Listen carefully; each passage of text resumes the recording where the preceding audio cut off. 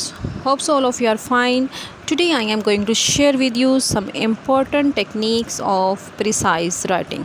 बिल्कुल जी, आप प्रिसाइज़ का वर्ड सुन के बहुत ज़्यादा परेशान हो गए होंगे कि ये क्या वर्ड है। प्रिसाइज़ वही वर्ड है जिसको हम सब लोग बचपन से प्रेसी राइटिंग बोलते आ रहे हैं।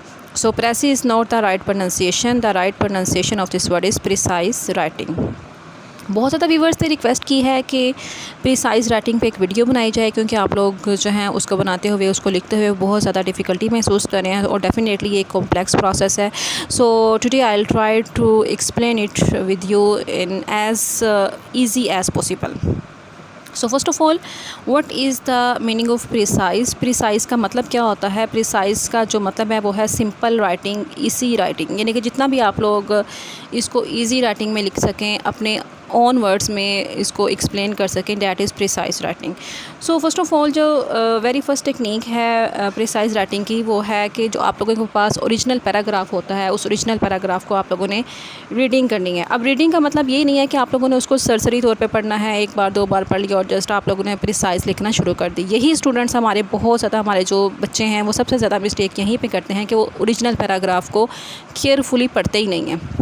तो सबसे पहले आपने क्या करना है कि रीडिंग केयरफुली का मतलब क्या है कि आपने इसको रीडिंग विद अंडरस्टैंडिंग पढ़ना है। जब आप लोगों की अंडरस्टैंडिंग हो जाएगी, जब आप लोग उसको अंडरस्टैंड कर पाओगे, तो ही आप लोग उसकी अच्छी प्रिसाइज लिख पाओगे।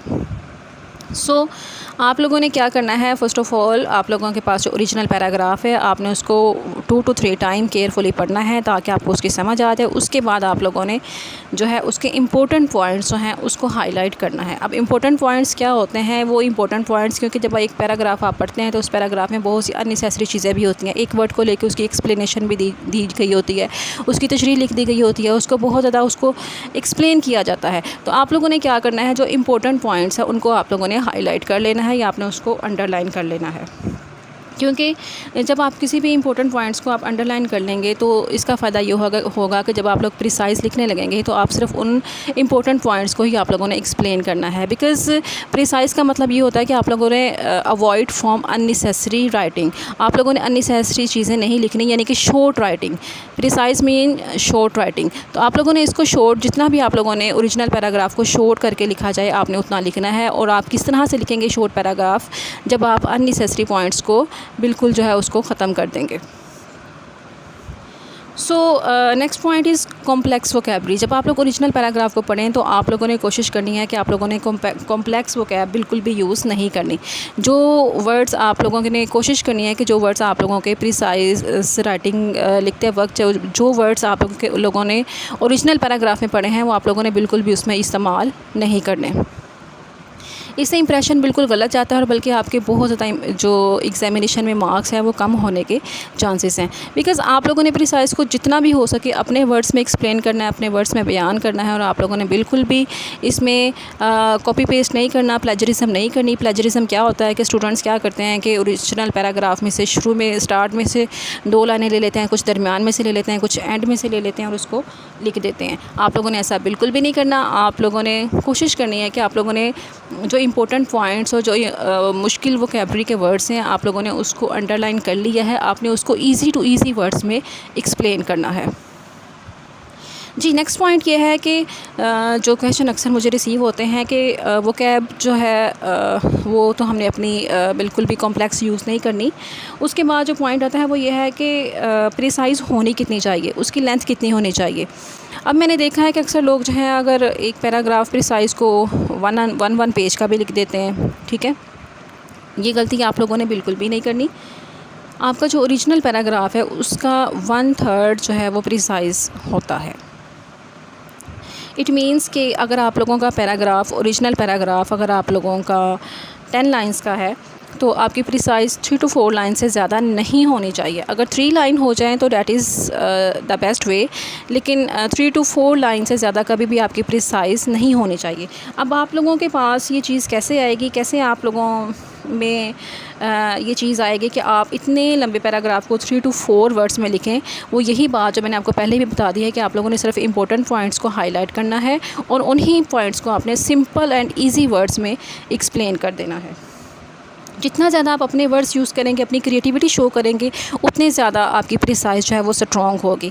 क्योंकि फिर अगेन मैं आप लोगों को बता रही हूँ कि आप लोगों ने कोशिश करनी है कि जो आपका ओरिजिनल पैराग्राफ है उसमें से आप लोग कोई चीज़ ना ले, उसमें से आप लोगों ने आइडियाज़ लेने हैं कि उसमें क्या बताया गया है, लेकिन उसको प्रिसाइज़ में आप लोगों ने ईजी और सिंपल वर्ड्स में क्रिएटिविटी में अपनी जितनी आपकी ज़्यादा क्रिएटिविटी होगी, जितनी आप ज़्यादा अपनी राइटिंग में लिखेंगे, उतनी ज़्यादा आपकी स्ट्रॉन्ग प्रिसाइज़ होगी।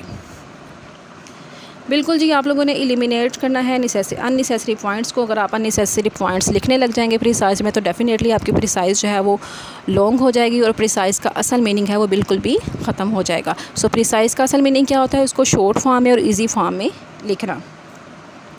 सो ये चीज़ आप लोगों में कैसे आ सकती है, just practice and practice. Students, this is not the easy way, this is not the easy thing. आप लोगों ने क्या करना है कि आपने इसका एक फ़र्स्ट ऑफ़ ऑल आपने जब आपने पैसेज को पढ़ना है 2 to 3 टाइम्स, तो आप लोगों ने पहले इसका एक रफ ड्राफ्ट बना लेना है, ठीक है।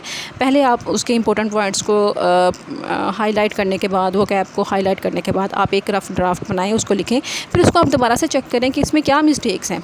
फिर आप उन मिस्टेक्स को दोबारा से ठीक करने की कोशिश करें। सेकंड टाइम लिखें, थर्ड टाइम लिखें। एंड आई एम श्योर कि आप लोगों जब प्रैक्टिस करेंगे तो आप लोग इसको बहुत अच्छे तरीके से लिख पाएंगे।